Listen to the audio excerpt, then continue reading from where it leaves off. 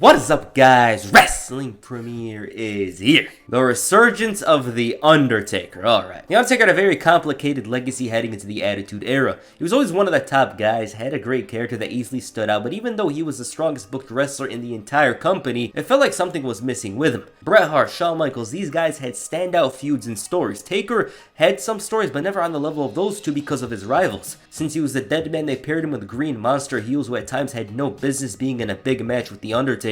They kept him away from the other top talent for the most part, and despite these dry feuds, fans still like The Undertaker a lot. It helps that these stories fit that time period well. But as we saw in the future, The Undertaker was capable of much more. Heading into the Attitude Era, the product became more grounded and rooted in reality. This was a very natural progression that was in line with the top talent at the time, such as Stone Cold, Shawn Michaels, and Bret Hart. For The Undertaker, it wasn't a quick change for him to suddenly become more realistic as opposed to his new generation character. The new generation character was more cartoonish and seemed almost invincible. But even with The Undertaker, change was necessary. The Attitude Era was an edgy time, a time of high drama and controversy. He couldn't just be the same guy he was previously.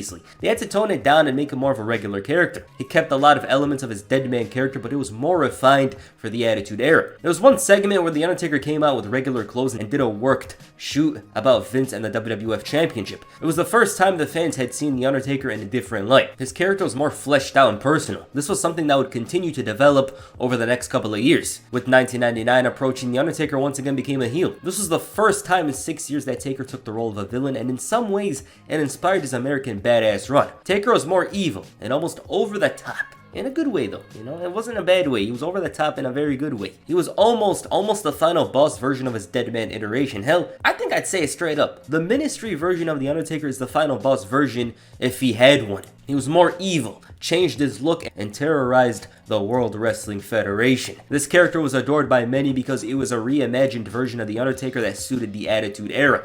And storyline-wise, it worked very well with the Ministry slowly dominating TV time with their goal of taking over the company. It was compelling stuff in the lead up to WrestleMania, and after, of course, there was some strange stuff going down, but the Ministry story was one of the biggest. When the faction became the corporate Ministry, though, things took a turn. Undertaker was the leader of the Ministry, and it meant he rarely competed on TV. He was wrestling on house shows and stuff, but whenever he's on TV, it was a big deal. Taker was involved in 5 matches in the lead up to WrestleMania, and the big show itself included. His aura and allure around that time was at its biggest, but right when he joined the corporation, and even though he was that scary, and even though he was the WWF champion, that same vibe about him was gone and replaced with that of a McMahon henchman. Now that was the biggest problem at the time. His presentation was not the same, and he felt like a normal heel. He didn't have that scary vibe or unpredictable feeling about him, and his performances in ring weren't all that. He was struggling with injuries over the last couple of years, and it was affecting him here. This was where Undertaker was at a tough point in his career. You know, like physically, he was getting tired, he was getting injured, it was bad. There's a reason why he didn't wrestle a lot on TV. The higher power storyline took a lot away from The Undertaker's character, and then he formed a partnership with The Big Show. His promos were not that good. Chris Jericho at one point called him the personification of boring, which is crazy to me. Like, you never hear WWF or WWE wrestlers ever call someone boring,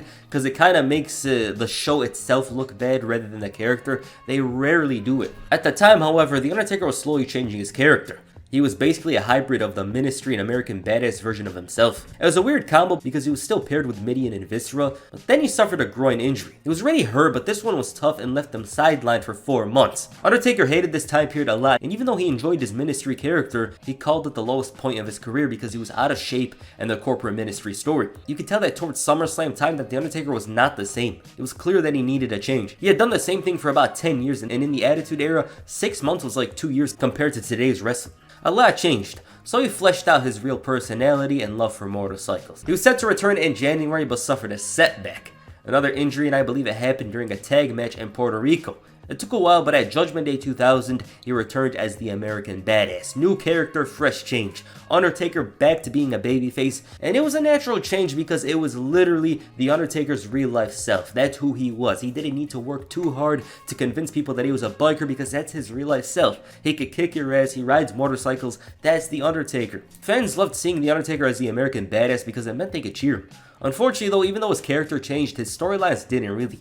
A Kane and Undertaker feud always felt like a big deal, but this feud was so disappointing that no one talks about it to this day. No one even mentions Kane and The Undertaker's feud. 2000 was about The Undertaker establishing his American Badass character. 2001 though, is a different story. 2001 for many in the WWF was a year of change. Stone Cold turned heel, Chris Jericho, Chris Benoit, and Kurt Angle were getting big pushes, but for The Undertaker, it's one of his weakest years. The first half was strong with Kane teaming up with him, their presentation was amazing. I loved their feud with the two-man power trip. There's just something special about The Undertaker and Kane teaming up in 2001. It was amazing. With that said, this year wasn't the best.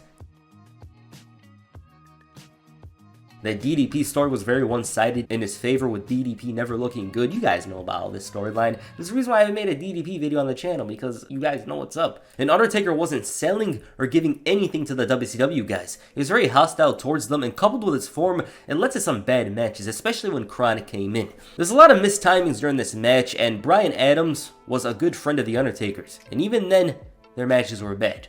The biggest problem with these matches was the fact that there wasn't great selling, missed timings. You could go watch it for yourself. It's not really that good of a match. There was one point where Undertaker was so disappointed with how things went, and it showed. Physically, he wasn't well, and the feuds with the WCW guys were so one-sided that they looked like jobbers, but you guys know. Like, the WCW guys, they had a tough time coming in because it wasn't their company. Other guys were already hostile towards them, but then you have the locker room leader himself, The Undertaker, hostile towards them. It felt like they were never going to succeed. The Undertaker's 2001 was the weakest year for a top talent that time period. Or one of. I'm not going to be so dramatic about it. After the invasion though, things started to look up for the American Badass. His year ended on a positive note as he turned heel. This heel turn was all about respect. The Undertaker demanded it, feeling that he's been around for the longest compared to all the other legends that left the company, and so Big Evil was born. Big Evil Undertaker was a slight departure from his recent character. The reason why I say slight is because he still felt it was his yard, except this time around, he was more dastardly and more of a bully. It was amazing. This change greatly benefited him. He changed his look a bit and he was back on the right track. It was the best Undertaker in years, performance-wise and physically. He was more consistent and more in tune with the action as opposed to 2001. In addition, he was fresh and had a chip on his shoulder. It felt like he was wanting to prove that he was great. 2002 was return to form for The Undertaker. The heel character was very entertaining, his feuds were very good, especially the Ric Flair one, but 2003 was one of the most important years for him. There was something fresh about him in ring that year, and that was the fact that he really stepped it up. He had some of the very best matches of his career that year, and slowly but surely showed an entirely new side of him in ring. He was about to enter his prime, and nobody had any idea. Because at the time, they're like, oh, Undertaker's slow, he needs to retire. And no, I'm just gonna say this right now, this is just a minority. At the same time, though, the majority thought Undertaker was old. Didn't mean he was finished? No. The only thing left, though, was to go back to what he knew best. The Dead Man. After 3 long years as the American Badass, WWE felt it was time to bring back The Undertaker's Dead Man character. This wasn't liked by The Undertaker preferring to continue as Big Evil, but this was The Undertaker's legacy.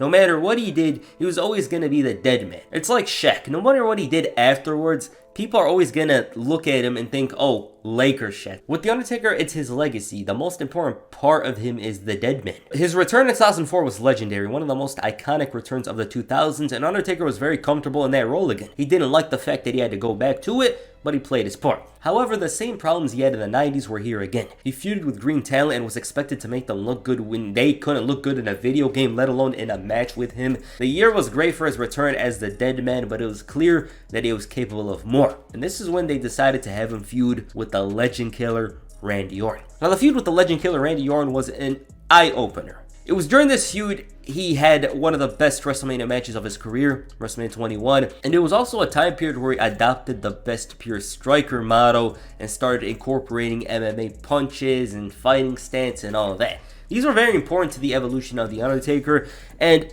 once he ended this feud, he came out on top and became, I wouldn't say became, I think he had it in him. He showed it in the past in matches with Kurt Angle and all that, but he came out of it very positively, did a lot for his name. Then after that, Kurt Angle had that match with him at No Way Out, which was absolutely incredible. One of the best WWE matches of 2006, and probably the best. Like, to some of you guys, you most definitely think it's the best WWE match of 2006. They stole the show on 2 occasions within 2 weeks. No Way Out 06, SmackDown 06, and Undertaker was ready. He was starting, he was heating up, things were going crazy for him. Sure, he feuded with Mark Henry and the Great Khali, but even the Great Khali, he managed to get a decent match out of him, you know, the last man standing match. Then, 2007. 2007 is the year I look at when I think of peak Undertaker. Personally speaking, of course. The reason why I say that is because he was not disappointing at all this year. Like, when I think about it, this was probably the most perfect year for The Undertaker. He started off the year winning the Royal Rumble, having an amazing showdown with Shawn Michaels, showing that these two were still running things 10 years later, which is amazing to me. Then he steals the show with Batista on 4 occasions: WrestleMania 23, Backlash, Cyber Sunday 2007, and Survivor Series 2007, which is absolutely amazing. And physically, he was at his peak. You know, Undertaker early 07, well, hell, 2007 in general. He was at his peak physically. You felt like this guy knew what was up with him. He knew that it was a special time. You know, it was the best time for him physically and in-ring, of course. We always look at 2007 as a positive year for The Undertaker, and it's most definitely one of his very best. The Batista feud, everyone he faced that year, he put in good matches, was very agile and fast, quick. Everything about him was on point. Plus, he got to hold the World Heavyweight Championship for the first time, so it was nice. But yeah, 2007 was the culmination of multiple years of changes and evolutions to get to the point of 2007. This is where The Undertaker was at his prime physically, in-ring, everything. Everything about him here was excellent. He was at his very best, and a lot of people, well, not a lot of people, but I think many people seem to underrate or underestimate what he was capable of beforehand. You know, he showed what he was capable of with Randy Orton, Kurt Angle, and he just blew up here. It was amazing. Alright, that's the resurgence of The Undertaker. I would make this video long, but Undertaker does not give many interviews. I had to look at some of his old documentaries to see his opinion of the corporate ministry and stuff like that. So, it was kind of complicated. Other than that, though, I enjoyed making this one. I do wish it was longer, you know, but it is what it is. It was all about talking about the resurgence of The Undertaker and how he just, like, came into his own in the mid-2000s. After this, he had incredible matches, even with the Big Show. He had some strong matches with the Big Show, Edge, Shawn Michaels, Triple H. He was at his prime from 2005 to 2013. He was at his absolute best, and some people actually thought he wasn't capable of it. So, he kind of overachieved in their eyes. It was amazing, so yeah. Alright, what did you guys think of the resurgence of The Undertaker? Please comment down below, and that's the first video. Make sure you hit the old school on the like button, and perhaps the tombstone pile driver on the subscribe button. Peace, I'm out.